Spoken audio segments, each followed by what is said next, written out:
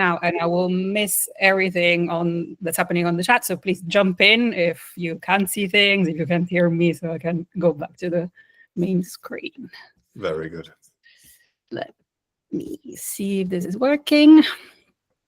Can you see the cover? Yes, rethinking user context and outcomes. Very good.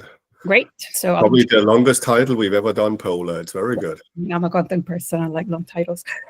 So hi, everyone. My name is Paula. I met some of you before. And for those who don't know me, I head up content services for a digital product studio called Foolproof.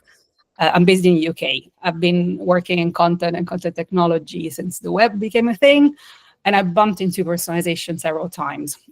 Today, I'll tell you a little bit about how working in digital identity reframed my understanding of personalization. And I'm going to start us off with a definition. And I will take that personalization means tailoring a service or a product to accommodate specific individuals. There are loads of wildly different definitions, and I'm choosing to go with the Wikipedia summary because it's quite broad and fuzzy, and it accounts for the many different ways we could make services and products more relevant for our customers and users. And I'm using could on purpose, because this is one of the few strong opinions I don't hold that loosely. The rest, I can be convinced. I think that in 25 years in digital, personalization has been the biggest unfulfilled promise we made, not only to end users and customers, but also to clients who are buying technology or digital outcomes. Granted, the term is too vague, and probably we should ditch it altogether. Until then, though, we will hear people saying personalization when they actually mean segmentation, or more commonly, we would just use it as a synonym for targeting and recommendations. Yes, selling more things is important, and that's how most of us keep a job. But in order to keep customers coming, we should look at how personalization could improve things for them across all their journeys and their entire life cycle. So please, unless you're in media and you sell a content catalog, stop mentioning Netflix, okay? Now, why is it so hard to find good examples? There are a lot of reasons, but one of the biggest offenders is the way we process and design experiences with personal data. Considering how good we got at amassing and processing data, it's amazing how little we have to show in terms of outcomes. I blame it on the model that developed quite organically with the web. And when platforms and apps came, the only known model was for users to surrender data to a product or service provider in order to obtain something. Data symmetry has been the norm since, and some people genuinely don't care. However, more and more people are growing wary and concerned about this, because while users can control their data, we, as data processors, haven't gotten really good at keeping it valuable and safe. And in this paradox, there's very little value that we can create for users, all things considered, and for us as a product and service providers. Our original sin was to not consider data protection as an opportunity of building better products based on more accurate data, because users have side and agency on it, and they can fix that data when it's wrong. As things are now in this exchange, it's only entities, the only entities that are better off are the giant tech corporations whose business model exploits personal data, cyber criminals looking for data honeypots, and providers and buyers of surveillance tech, unfortunately. Something is coming, though, and it's going to shake things up. Something that was missing from the early web, but it's now solidly back on the horizon. And I'm talking about verified digital identity schemes backed by government. Now it's a good time to introduce a second definition for digital identity. And I mean the collection of attributes that is essential for facilitating automated access to digital services. It's important to stress that digital identity is different from identity verification. And it's not a single entity, but it's a collection of attributes, one that exists alongside and is enabled by identity verification. Let's take the EU states, for example. For the last 10 years, we had the IDA scheme. So we had a lot of identity assurance scheme, and I'm sure many of us who live or have lived in a EU country have one. But now we have a new scheme, IDAS 2, which won't just allow users to validate their identity, but will allow them to use and manage a broader set of user attributes that are legally verified. Industries with heavy regulations like financial services and telco have been lobbying for this for a long time. So it's easy to predict that others will follow. Now, a little bit about me and why I'm interested in this. Before joining Foolproof, I was working in the UK Government Digital Service. And in 2019, I was in a small team looking into the future strategy of gov.uk, which is the central government website. In particular, we were looking at personalization and what kind of benefits a government account could bring to the way we provide information to users. Our project wasn't supposed to deliver anything, but it was more like a moonshot. But even in an early prototypes, it became clear that a user account wasn't enough to provide a meaningful personalization. A verified digital identity and the way to verify attributes had to be in the mix. So this work went on to inform the business case for a new digital identity scheme, what is called gov.uk One Login now. At this point, I was hooked on the digital identity conundrum. Structured content couldn't compete, so I decided to follow the work, and I joined the new One Login program. I was quite lucky to participate in the early stages of work. I was one of the active evangelists for new data processing paradigms. In particular, I was interested in digital wallets and pods and data exchange. And I lobbied hard to get approval for an early discovery with Solid, which is the open source pod that Tim Berners-Lee has created. The learning curve was crazy. But I also get to hear from a lot of very inspiring projects across nations and government departments. And obviously, there was a lot to learn in terms of legislation and policy. I left GDS in 2022, and I went back to the private sector, where I really realized that actually the understanding of digital identity on this side of the fence was still very niche and not common outside of people working with know your customer regulations. So now I just can't see many conversations about how things would change based on something that's set to happen in the next couple of years within the EU, but it's not the only place where this is happening or it's happened. And that's why I'm here today, trying to share what I learned in 4 years of banging my head against the wall. I think I managed to distill in 3 fundamental shifts in my thinking. The first one, starting with user attributes, the ones that often get categorized as first-party data. We need to reframe them in light of digital identity scheme, and yes, also AI, and I will explain why later.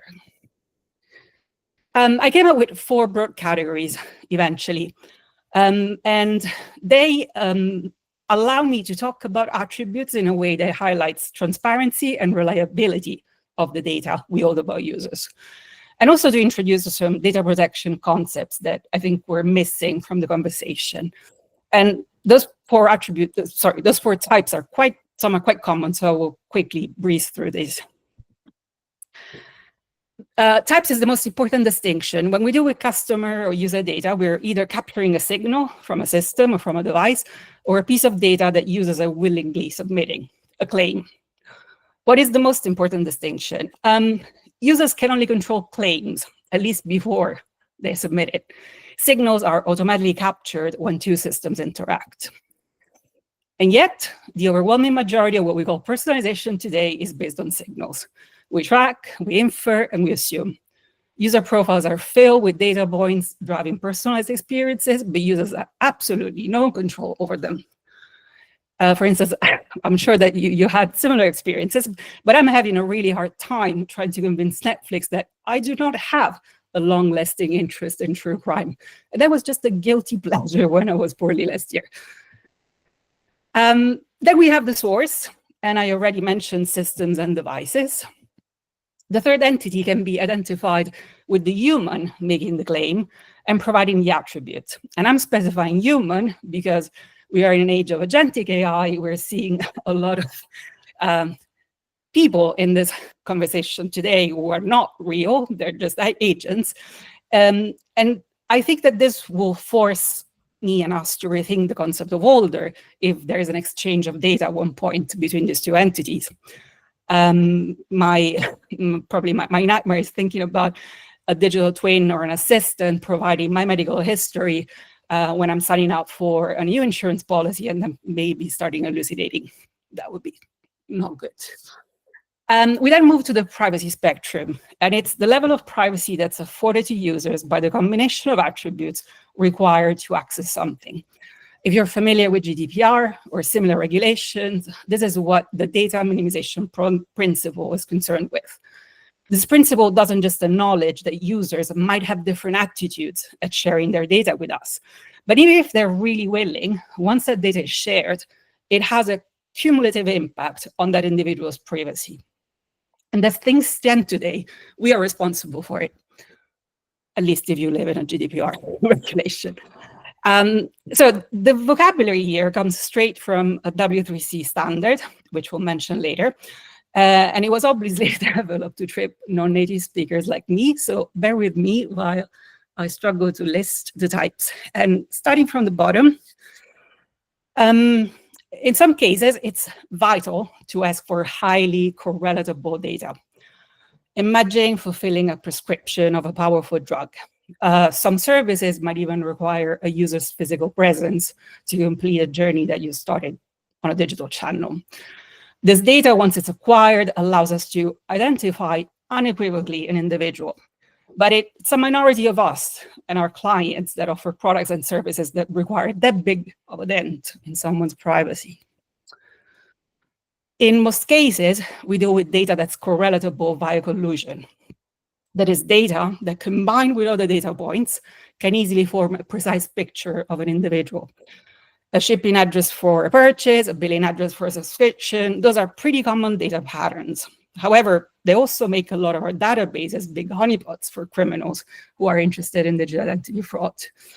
And that's why, when possible, we should use the third type.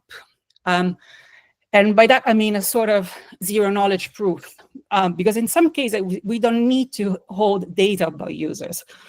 Imagine when you are providing a service or product for whose access you have to restrict only to adults. You only need a convincing proof that the person is over 18 or the legal age in that country. And finally, the level of identification. Our returning device is quite obvious, well known. This is the cookies domain. What's less understood is the difference between authorized credentials and verified identity. Authorized credentials tell me that someone with a registered ID is accessing a system, but they don't give me certainty on who is using these credentials. That's why we have multi-factor authentication, which mitigate the lack of identity verification. Verified identity establishes that a specific individual is accessing a system, and it's the game changer. And this brings me straight to the second shift.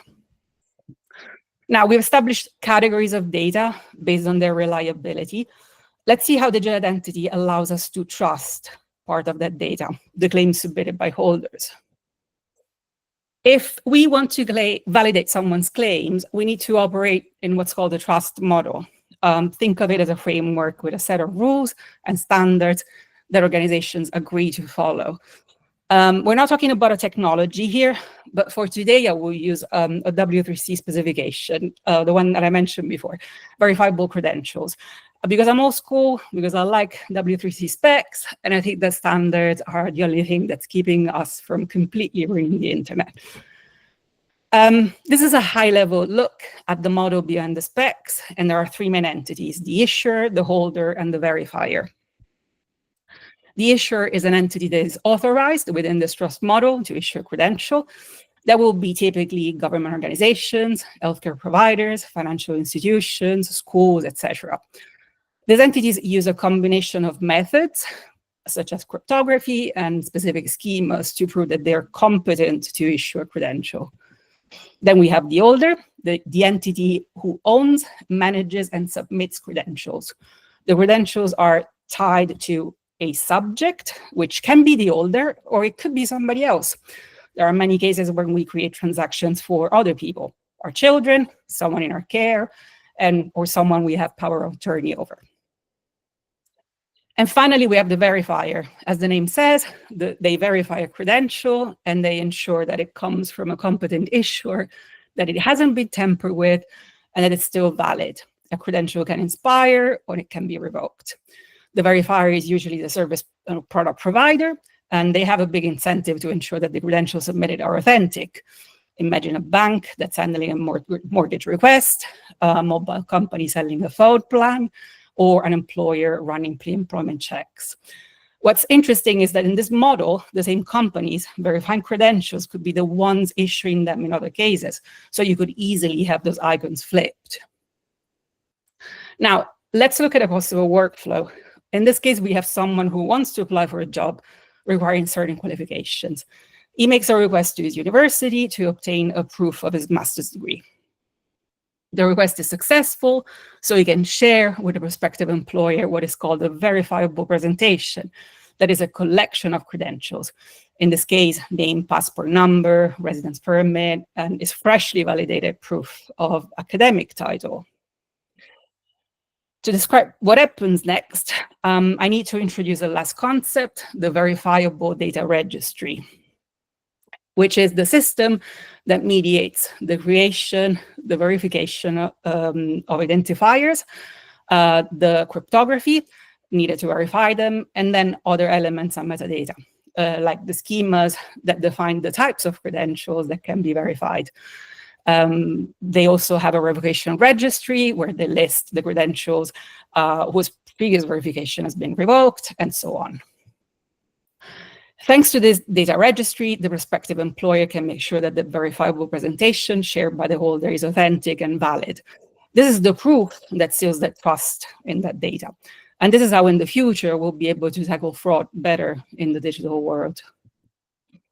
Now, we've established the difference between signals, currently powering most personalization, and credentials. And we've established that we will be soon able to trust these credentials based on digital identity schemes and wallets backed by government. How will personalization evolve?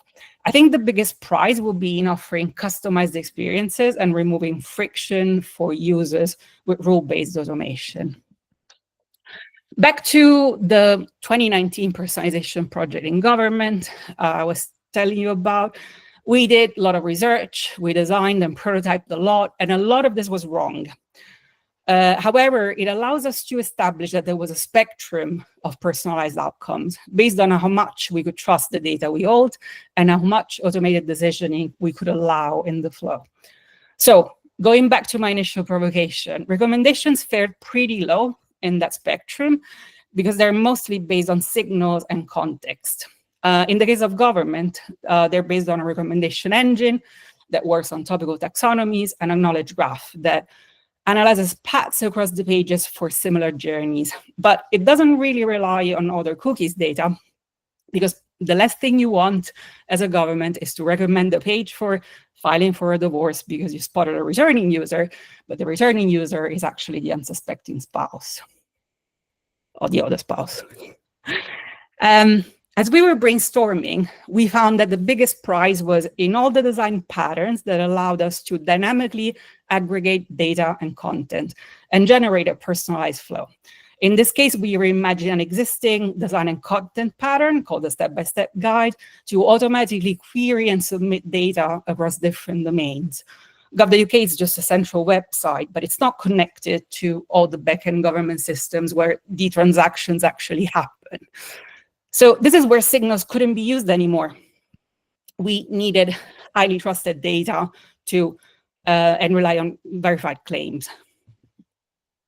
And finally, automated decisions, something that we saw early on had to be used quite sparingly and always giving full visibility in agencies to users. In this case, we took inspiration from the Estonian only once, or once only legislation, that forced all government departments to build systems so that users would have to submit a piece of data only once. The burden is on departments to keep that data in sync once it's submitted. These are just 3 examples, and when I share my slides, there's also a link to a blog post that an ex-colleague of mine, Steve Mester, wrote with a few more thoughts on it. If we have time now, and I think we do, but correct me if I'm wrong, Janos, we can go through a prototype where we imagine the existence of something very similar to a digital wallet. Now, a few caveats. This was an exploration, which means that we were not focused on feasibility or viability. We were just supposed to figure out what could be possible if we didn't have the constraints that we had at the time, and we still have in parts. So a lot on this prototype is your typical moonshot. That's wrong. What I still love about it is that it's probably one of the first prototypes of a government service featuring a digital wallet. Back then, they used to call them personal data stores, and featuring design patterns that can only be possible where there's a real exchange of data between users and systems they interact with. We designed it back in 2019, when this concept was in its infancy, so there was no visible example to take inspiration from. So take what you see today with a ginormous grain of salt, and if you're a UK resident, don't expect to see it live anytime soon.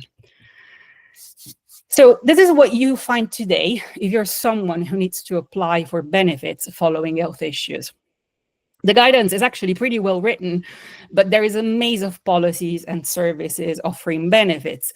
And users need to figure out the eligibility criteria by reading it. So in this futuristic scenario, funny story, this was back in 2019, as I said, and I used to say, imagine we're in 2025. How naive and cute I was since 2024 now. Anyway, in this scenario, our user is trying to find out which help she's eligible for now that her health conditions have worsened and her freelance income has dropped. She doesn't want to waste any time reading the guidance, no matter how well written it is. So she decides to access the personalized journey from the main CTA. Once she signs up, the front end refreshes to a page that's designed to guide users specifically to next steps. This is because we're now in a trust ecosystem. We know someone's identity. They've agreed to share with us their data. And so now we are aware of the benefits they claim. This gives us a pretty complete picture of the eligibility criteria that her profile checks. Based on them, we can signpost her to the benefits she can already get. But given that we can build a taxonomy of rules for each service, we can also detect other benefits which she might be eligible for, but her account doesn't have yet the credential that would prove her eligibility. So this is where we can guide her instead to a different journey, and we can prompt her to prove that final bit of data. This is where we explore the concept of transparency and the concept of omnichannel. We wanted to introduce a step that would recap to users all the pieces of data we were aware of about them and give them a chance to correct them in case they're wrong before sending them on the application journey. We also wanted to stress how an omnichannel strategy is the necessary companion of personalization when we need to allow users to switch to other touchpoints or channels. In this case, this user might not have a footprint in the UK tax authority, HMRC, so we need to allow them to get their credential via caseworker in a job center, which is the government agency that's currently dealing with welfare cases. In this case, the user has filed her taxes, so she knows that she can use the tax authority data, and so she clicks on the main call to action. This is just a handy screen of the prototype that not only shows the progress of the query, but it gives me the opportunity of replaying the three main entities in the verifiable credential model. But it also allows me to stress how important it is to make these connections and these data flows visible rather than hiding them and the decisions in the backend. The check in this case was successful, so now we're replaying back to the user the eligibility checklist and provide them with the call to action to start the application journey. In this case, we're not only introducing the extra step for transparency, but there's also a technical reason. As I mentioned, gov.uk is a central website. It's not integrated with a single service domain. In fact, even if they have a gov.uk subdomain, and even if they look exactly the same, digital services are hosted by the department that's responsible for them in a completely different technical domain. So when the user clicks, the application journey continues on the department. In this scenario, the Department of Work and Pensions can handle the application, and then they can send the user back to gov.uk with a flag to make us aware that the application was successful. That flag might be probably stored again in their wallet in the digital wallet scenario. And this is where we can make two things happen. First, correlate the new piece of data with the ones previously shared with a verifiable presentation and present back specific changes. And then second, highlight the other benefits that this new verified credential will unlock for users. I mentioned inspiration from the Estonian government before, and this was a lovely service design pattern that they implemented for child benefits when you registered the birth of a new child. Now, I can kind of imagine that some of you will be thinking this. Sure, this is government, these are eligibility criteria-based services, etc. And you don't need to do anything immediately. But are you sure that sleeping on this is a good idea?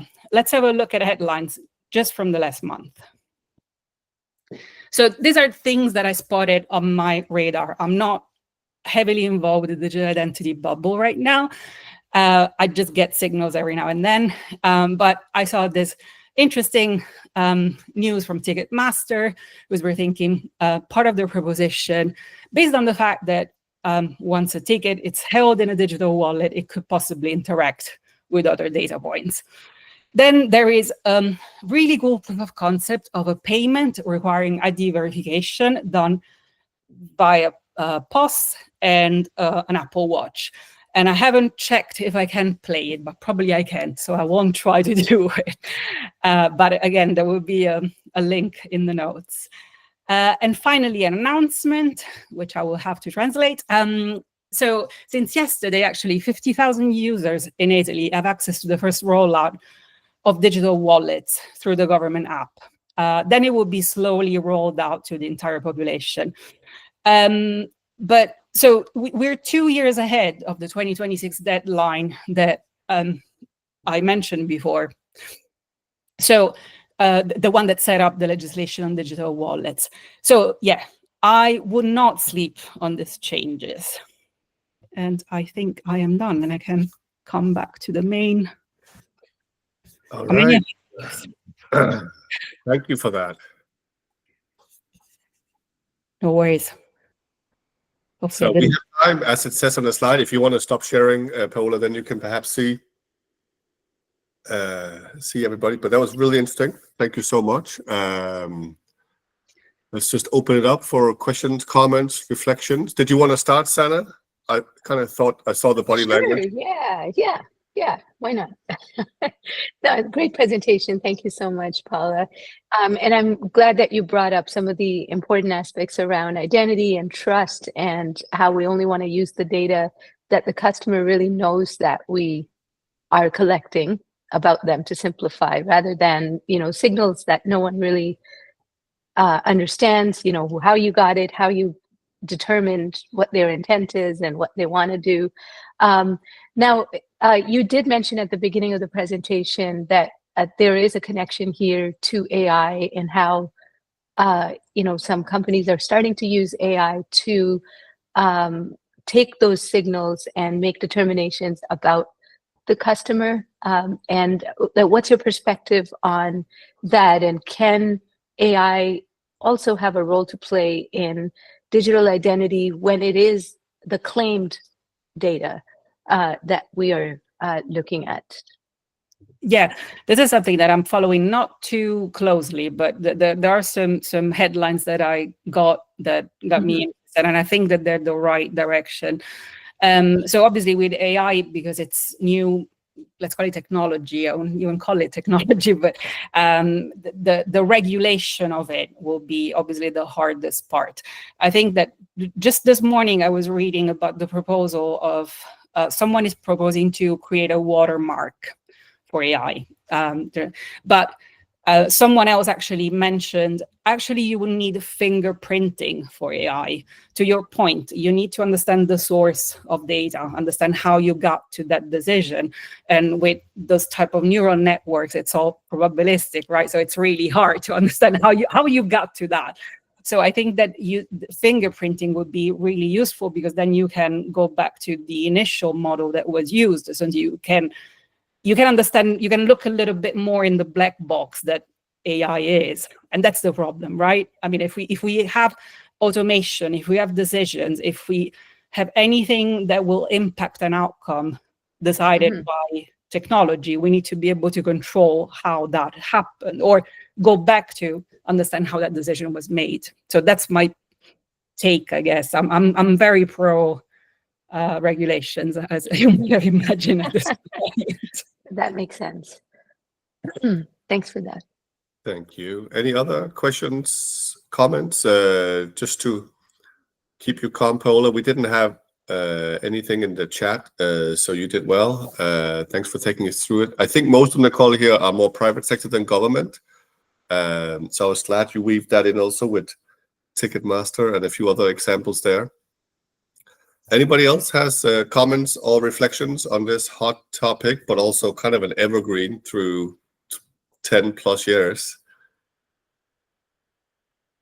As you know, we put aside a little bit more time here because we so often run out. So I'm glad we could do this. Thanks also for sharing the example of financial help if you're disabled. I thought that was a very good one, very, very fitting one. Kind of also connects with one of my pet peeves, accessibility. So happy for that. Now, maybe I'll ask one more question. Why not? You did mention, Paula, at the beginning that nobody's really doing personalization. Yeah, going back to that too.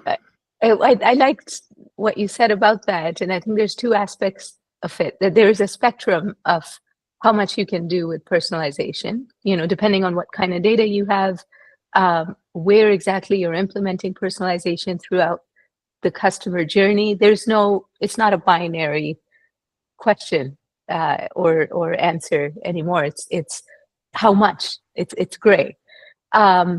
Now, in terms of the implementation of personalization, like I've talked about this in the past as well, that there's no single vendor that actually does personalization, because there's so many aspects of personalization, like from actually creating personalized content to orchestrating personalized content, to using recommendations engines such as AI engines to actually build those models that would do provide personalized content as well. Do you have a perspective on that? And you talked about rule-based technologies, especially as far as transparency is concerned, and where the shift is going to go from in terms of technologies that are out there. I don't think it's a problem of technology, and this is the content person won't come out here. So I see a lot of the effort in personalization is on marketing, right? Get them in, get them all in, and then this is what I meant. Like, let's look at the rest of the life cycle, right? But then something that could be personalized, and it wouldn't take a huge technology effort, is support. And support is never personalized. You have to wade through tons of unstructured content with no classification. And it's not AI, it's not even an AI problem, just fix that. But all the investment is at the beginning of the funnel, right? Just get them in, then the rest we don't care. And unfortunately, this is so common. So is it a technology problem? I don't think it's just a technology problem. That's why why for me it's a provocation. It's not because we didn't have the technology, we didn't have the will to do it. And I completely understand that the marketing team said, this is my budget, this is my technology, go away, I don't care about the rest. But customers are customers across the entire life cycle. And this is, to me, the trick that we have completely missed. So the focus has been too much on just getting the customers in, but not focusing on personalizing the journey as they move through their user journey and as they actually interact with the system that you've just sold to them. I think that's the crux of it. Yes. That's great. Hey, very good with this Q&A. My friend from South America, Gabe, you said that you had a slide that made you feel seen. Yeah, Paula, thank you very much. The green slide, I was like, oh, come on, like we're top of the funnel here. Like this is all we're doing. Like you're too far down the funnel for me to really be addressed. But of course, I was addressed because you anticipated that. I agree with Sana. I think understanding what real personalization is really important. I think Paula saying that there's opportunities down the funnel addresses a lot of the reasons why understanding deeper forms of data and being able to connect things are important. Because yeah, like so much of what vendors like the company I represent are interested in is trying to provide the very, very first touch to make that appellate the user and help them feel seen and engaged to be able to fill the funnel with as many leads as possible. But if we think of the entire customer journey, or we think about less performance-based, less speed-based signals or claims that somebody can give, it allows us to do more with the technology that exists. The problem is that the more you do, the more complicated it gets, the more regulatory concerns you need to consider. So I feel seen, even if it doesn't make me feel great. Thank you very much. Thank you. I would add one additional thought. The artificial intelligence question is appropriate because it's not just about whether or not artificial intelligence introduces a black box, but it's how disparate pieces of data can get integrated into our understanding of the user that we don't know the sort of origin of. So if you do just stay at the top of the funnel, if you are very speed oriented, the signals and claims are pretty much all you get. If you add a CDP with some inference, some scoring, you can start doing some more interesting things. But the moment you add AI, like maybe it's using some sort of signals that we don't actually even understand. So even if you have a white box approach to approval of the AI, you're still going to have some uncertainty of where the actual decision came from. So I think that is a question. The buzzwords that people are using are hyper personalization to talk about these things where you suddenly go beyond segmentation and you get to the individuals. Yeah, maybe Gabriel, I could add one more thought to this. Now, I mean, we are getting to the 9:45 Eastern, so which is good. So, talking about how we want to be transparent with the use of AI. There's some use cases, I think depends on which industry you're talking about. Spotify is a good example where it's taking in all of the signals of what you're liking and what you're listening to and how much you're listening to what type of genre and whatnot, and figuring out what is the next song that you would like. Now, in that particular case, I don't actually care to know how it came up with that suggestion for me, as long as I like it. And if I don't like it, I'm going to go to the next one, and then now it's going to learn that I didn't like it. So I think this conversation about transparency and the use of customer data and signals is so specific to the industry that we are talking about, especially when it comes to financial services, government, etc. The data is just so sensitive that you have to be ultra careful with how you use it and how you let AI decide, who you are and what your intent is. Whereas if you're looking at just shopping or listening to music, it's not as serious of a concern for me if you are using some of my signals to suggest certain things back to me, as long as I get something positive out of it. As long as you're not sending me, mail with and know my address and like where I live and the names of my children or something crazy like that. If it's just about, just giving me songs that I like to listen to, I wouldn't care as much. So I think the conversation needs to be also grounded in use cases, which I'm glad, you brought up specifically from a government standpoint or financial services standpoint, how serious certain matters are. But Gabe and I are coming from, the commerce world where we're not really trying to get to know very deep secrets about the customer. We're trying to just give them a good experience around their buying journey or their listening journey or whatnot. So I think some consideration on that is important as well. Thank you, Sana. Thank you, Gabe. I think, Paula, you also summed it up somewhere in the middle of the call by saying, this goal of customized experiences and removing friction. I think that's valid in what Gabe and Sana said. We're coming up at the end, so I'm going to pass it over to you, Paula, if you have any friendly closing remarks. Yeah, no, the awesome points. Thanks, Gabriel. Thanks, Sana. As I mentioned, selling, e-commerce, you have a big catalog. Absolutely. Yeah. Bring on the recommendations, like turn it out to 11. I love my Spotify because I fed it data for 13 years and now E knows. Yeah. Oh yeah. Better than we know ourselves sometimes. Definitely. But again, I think that we're becoming more digital. Our products and our services are becoming more digital. The shift that I didn't talk about is how many services and products will we be able to build, because right now we can trust data coming from users. That's also my thinking as a futurist. We'll be able to do stuff that we can't do at the moment just because there is no way of trusting data. Mm-hmm. And we're just living in a world where users surrender data and let's hope, fingers crossed it's them.